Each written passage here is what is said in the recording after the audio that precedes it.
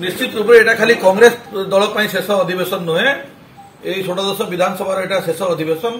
आम प्रस्तुत होचु जिते विधानसभा बस कि आज जना पड़ा जे फेब्रुआरी 5 रु फेब्रुआरी 13 जाए विधानसभा बस 8 तारिख दिन बजेट पेश हो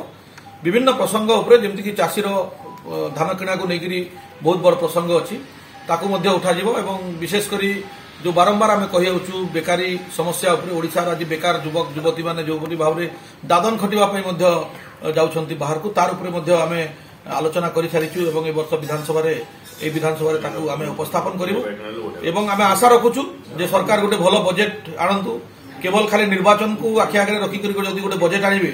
ताहले लोकंकर स्वार्थ साधन हो पारिबनी बहुत आशा अच्छी आम अनुरोध करुचु जे गोटे बजेट एमती आणतु जोटा कि लोकमुखी बजेट हम खाली निर्वाचन को आखि आगे रखिक खाली धुआं फाण बजेट भितर छाड़े सेटा किसी लाभ देवनी आम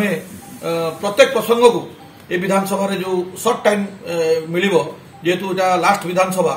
प्रत्येक प्रसंग को आम उठेबा चेष्टा करूँ।